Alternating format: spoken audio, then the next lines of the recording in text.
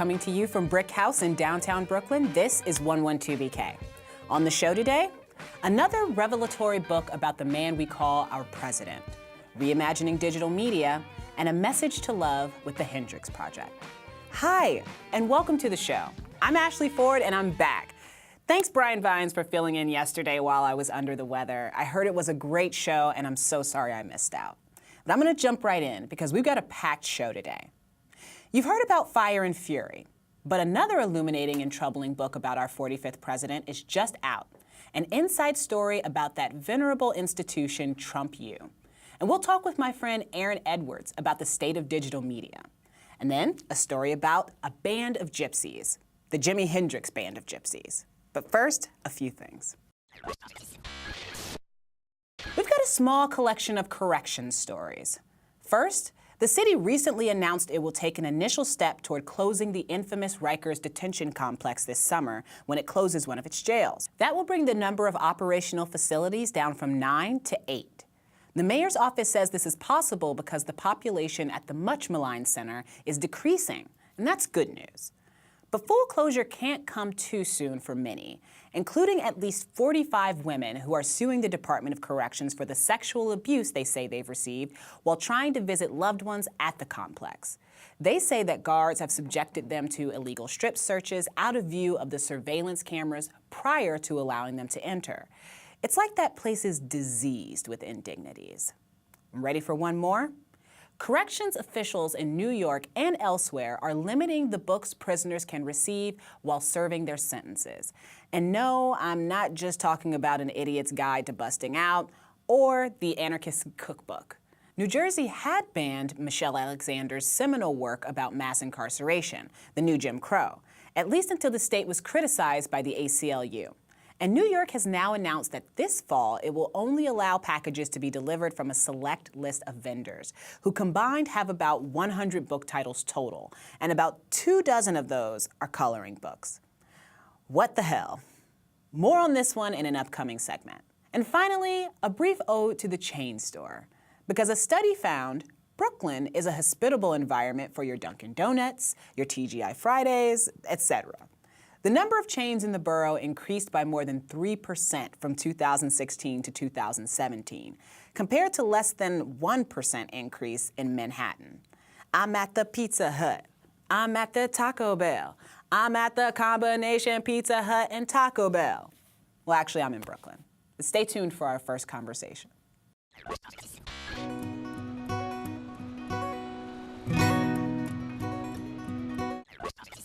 Yes, there's Fire and Fury, but another eye-opening book about 45's dealings has just been released. It's about Trump University, written by a professor who once worked at the institution, which essentially ceased operations in 2010. Trump U was sued for defrauding its students, who paid thousands for the promise of being just as successful as the Donald. To them, he said, Trump U, but he ended up settling for $25 million. We have with us today Stephen Gilpin, the Brooklyn-based author of Trump U, the inside story of Trump University. Welcome to 112BK. Thank you so much. Glad to be here. So happy to have you here to talk Thanks. about this. I think a lot of people are going to be interested. The first thing that I wanted to ask you about was just why did you write the book? Like, at what point did you go, this is something that I have to do? It was probably when my Aunt Debbie had called me and said that you are a real estate expert and they know that.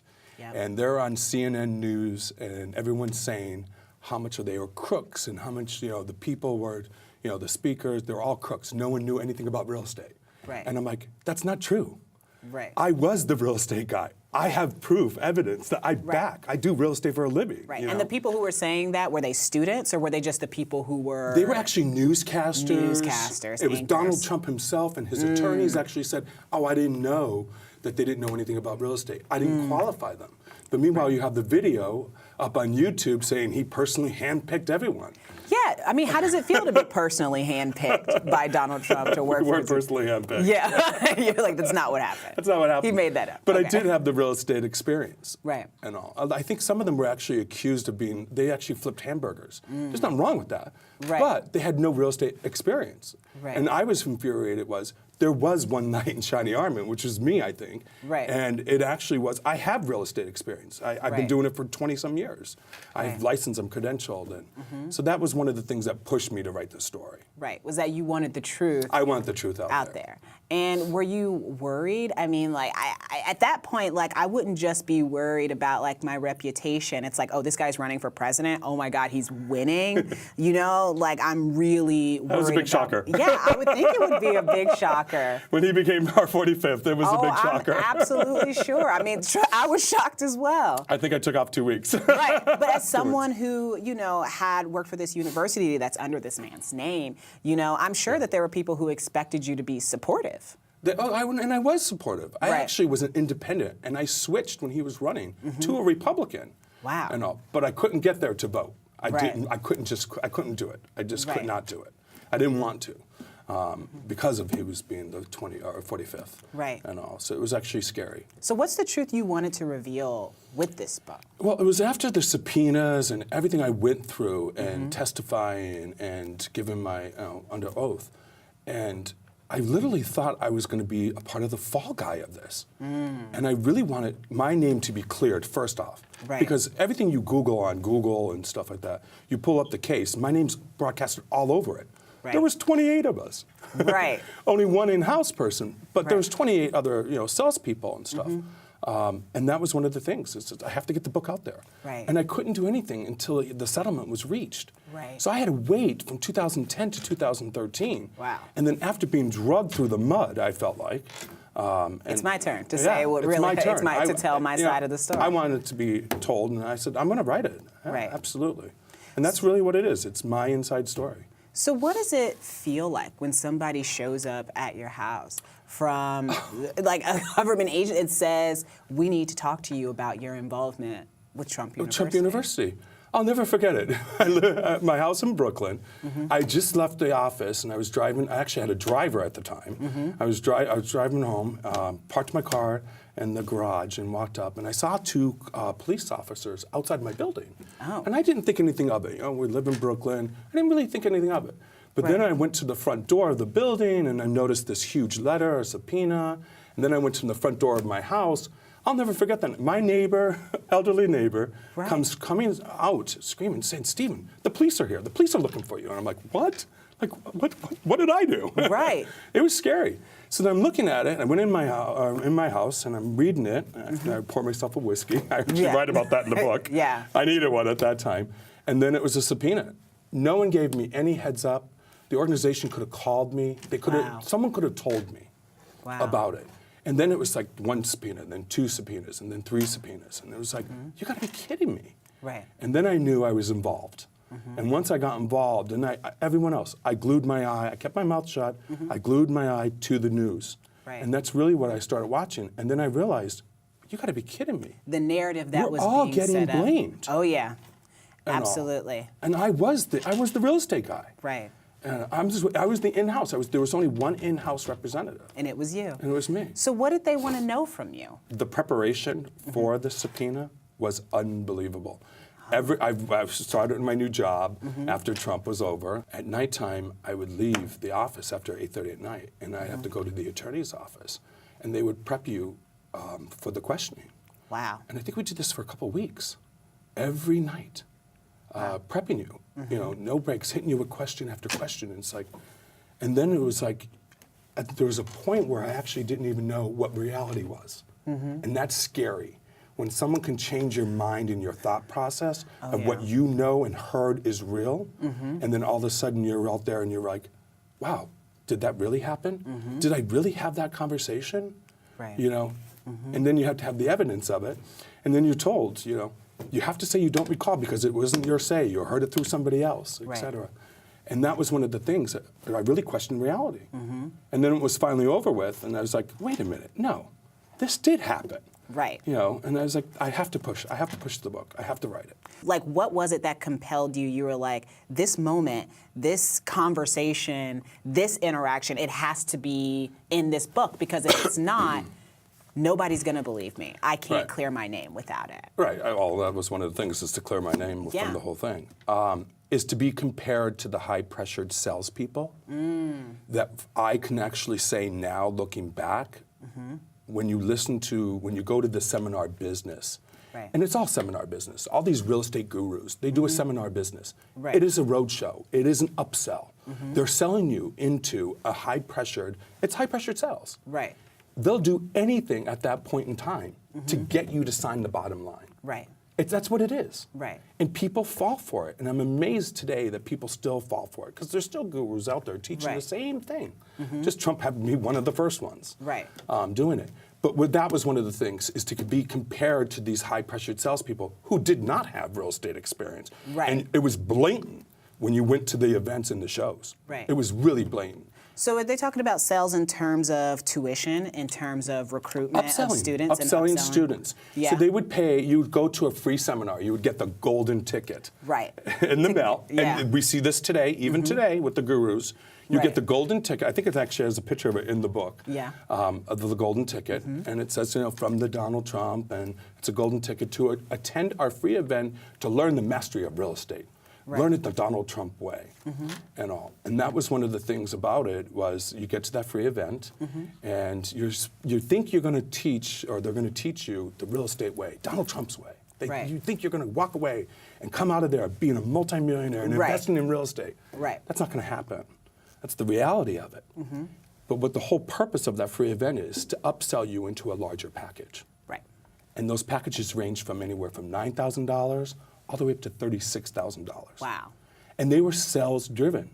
So you had, like, the first day, they'll give you a little bit, a teaser of information about real estate. What do you get for that? I mean, like, is it $14.95. They sell you into that next class, that next 3-day workshop. It was $1,495. And what does that, I mean, but if I sign up for it, it's like, I get the class. You get the class. You get the class, but on the sales side of it, it depends on what package you signed up for. If you signed up for the coaching and the mentoring, I was a coach and mentor. I actually did your sessions. We had 6 sessions, 12 sessions, or if you were unhappy and you had problems, and stuff that you couldn't do it on your own, I answered the hotline where you called in with your questions and stuff. But yeah, it was one of those, do you have coach and mentor? This is the question that people are going to ask, absolutely. Like, when they find out, when they read the book, when it's a good book. And it's good, but like, I still cry when I read it. When they read it, when they get a better look at your experience, when they, have, what is hopefully a fuller, more holistic story about what happened at Trump University, one of the things that people are going to want to know, one of the things that I would want to know is, do you feel any personal responsibility, any regret about what ultimately went down? Or do you feel like you were in the dark as well? No, I definitely was in the dark. I don't feel regret about it because of my commitment. And a lot of people don't know this. I still help out Trump University students. They can still call me. They can still send me emails. I actually help out in real estate. So my commitment to the student, and I wanted to make sure they had their education. They paid for an education. I'll be damned high hell water. They're going to get that education. So I don't have that regret because everybody knows that my passion is real estate, and I'll help out anybody in real estate as long as it helps them to get ahead. Are you worried about any backlash to this book? Oh yeah. Yeah. Absolutely. Yeah? Absolutely. Look what's going on right now with the Steve Bannon book. I know. Oh, yeah. Look at the backlash that's going on there. Mine's based on facts, though. Actual actions and things that happened. I am worried about backlash. I'm worried about what 45 is going to do. Wow. I'm really worried about that side of it. But we have a plan. I mean, there could be some tweets, Oh, there's going to be at the end of the day. So I look at that side of it. There's some tweets. People are going to want to read the book. Absolutely. I want them to. So when can they get it? So it's right now through Or Books, on the back of the book. It's Or Books. You can actually go to www.orbooks.com. You can actually go there and purchase it, and you'll have it within 48 hours through the publishing site. February 20th, it goes out through Amazon for all the Amazon Prime users and Barnes & Noble and Walmart. It actually goes out to those Amazon Prime and stuff. You can actually get it February 20th. Excellent. I know. Well, thank you so much for this, Stephen. I really appreciate you being here and talking to us about this. A lot of people are going to be interested. So I hope so. It is the inside story, and it's the truth. We'll see what happens. All right. Thank you. Thank you.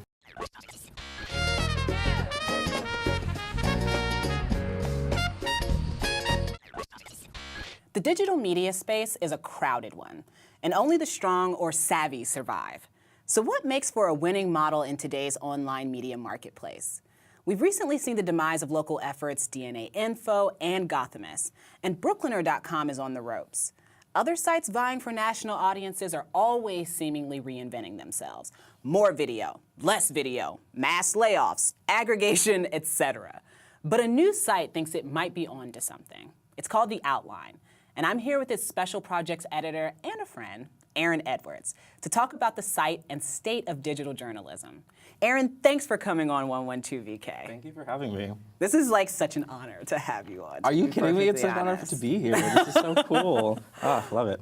Well, first of all, one of the things that people are inevitably going to wonder is what's a special projects editor? Right. So a special projects editor varies depending on the publication. Right. But for my job specifically at The Outline, it means how do we create stories that are at the complete intersection of development, editorial, and design, making sure that all three of those parts work seamlessly together when we make cool stuff.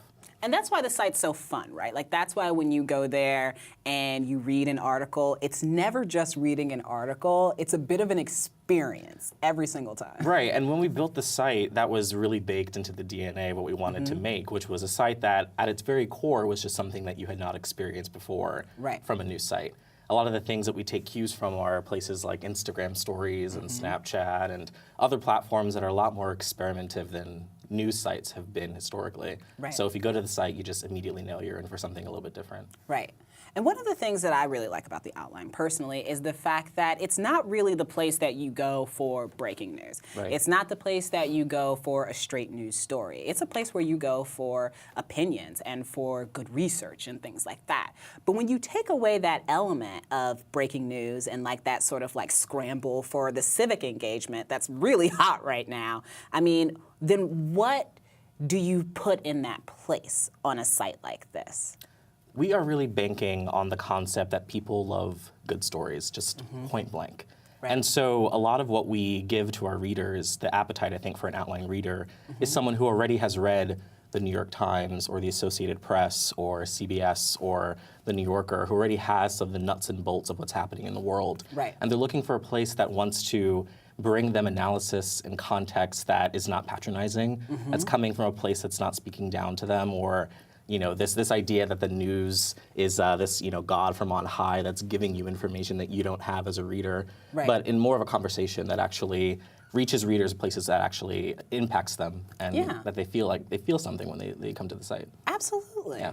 And how do you decide ultimately what's good writing and what's like the best piece to write about a subject?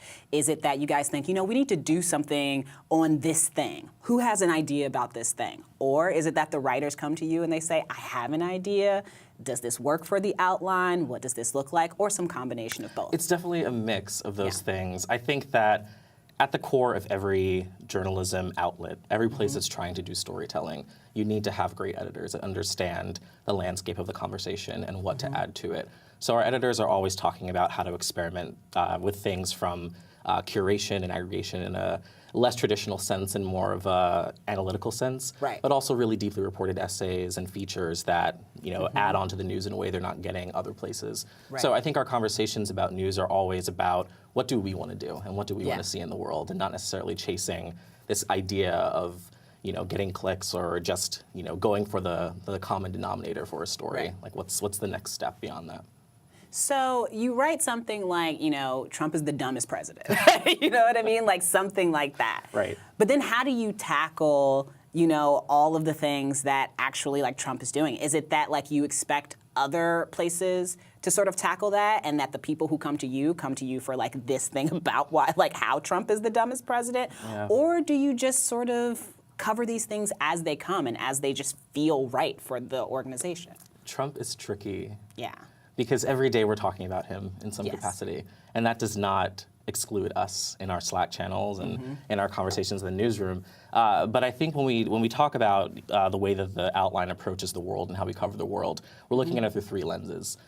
We call them power, culture, and the future. And Trump kind of sits in that realm of power.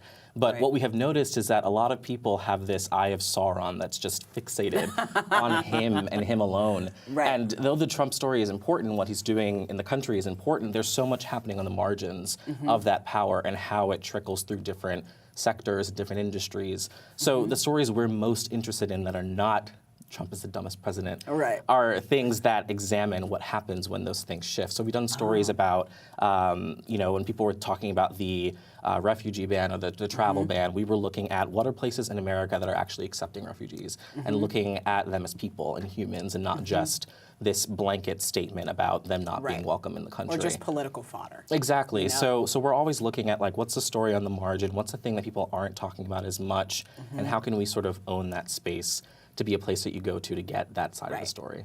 And when you're doing something that's experimental or something that you really are trying to tell those stories on the margins and those stories that people are missing, one of the things that comes along with that inevitably is risk. So what does it look like when you miss the mark, when the outline misses the mark? Like, what does a conversation look like of like, this is, something that didn't work out for us or didn't work for us? This is how we want to improve upon it? Or is it just like, okay, scrap that, we're never doing that again?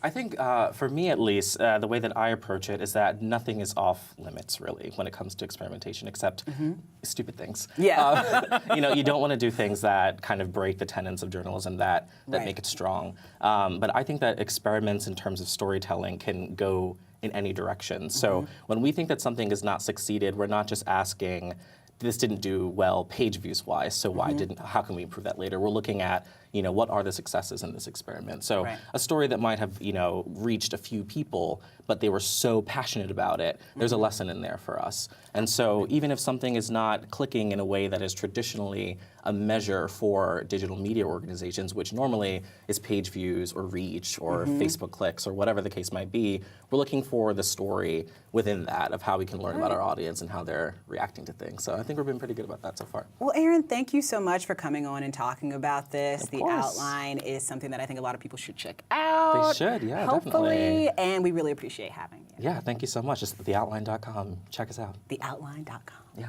Cool. Cool. Thanks, Ashley. Thank you.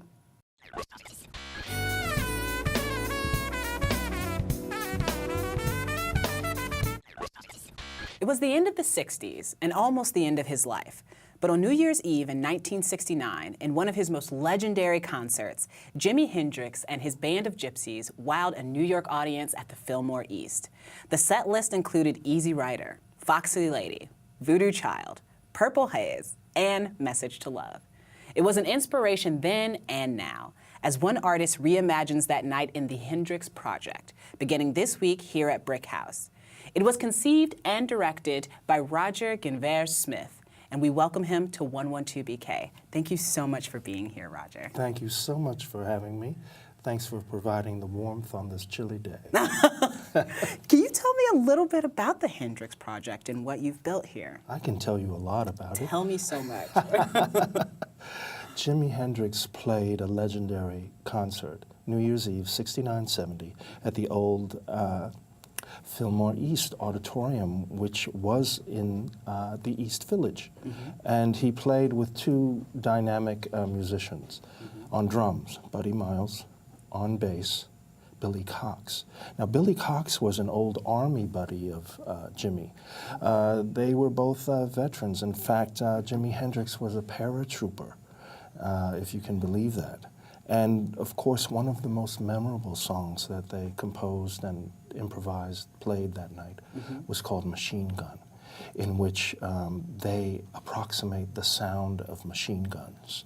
Wow. And Jimi introduces this song and he dedicates it to all of the soldiers who were fighting in Detroit and Chicago and New York and, oh yeah, in Vietnam. So Jimi became sort of this controversial figure a little bit in music because of his lyrics and because of being like such an outspoken African-American man at the time, even though he spoke through the music, right? He played probably the most memorable of all Star-Spangled Banners the summer before at Woodstock, a concert in upstate New York. And he turned that into I think, a beautiful symphony of sounds. Right. And he knew all of the lyrics, unlike Agent Orange, who doesn't seem to know those lyrics, Right. and who seems to be upset that people should kneel, have the audacity to kneel at that moment.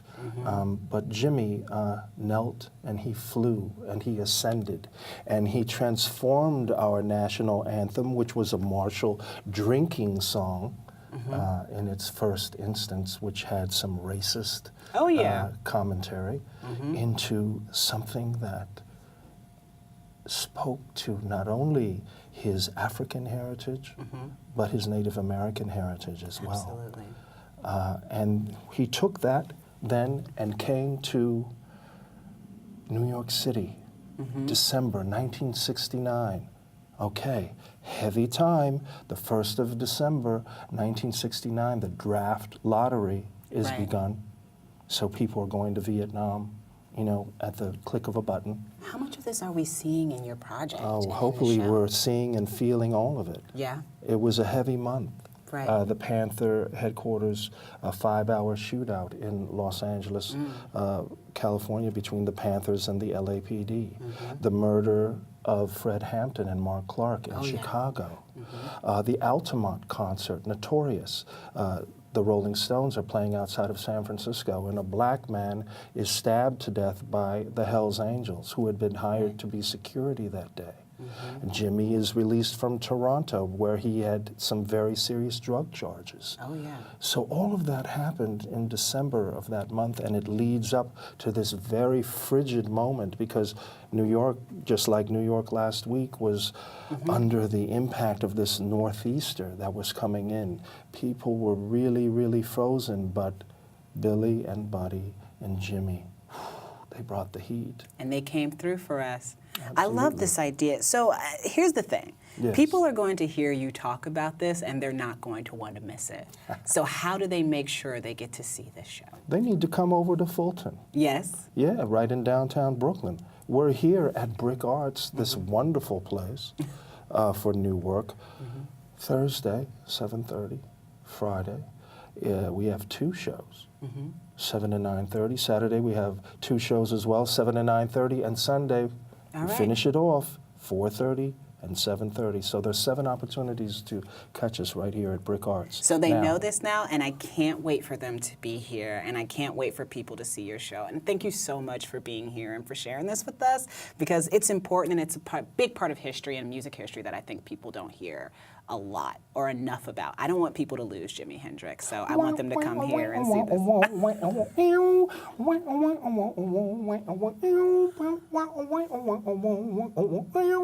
I can't do that, but I'm here for it. Well, Jimmy could do it better. He could do it better. Thanks for joining us today. And please come back tomorrow for Remembrance of Martin Luther King and a look at his legacy in advance of MLK Day next Monday. In the meantime, if you'd like to send us any suggestions, comments, criticism, or really good knock-knock jokes, please do so at 112BK comments@bricartsmedia.org. See you soon.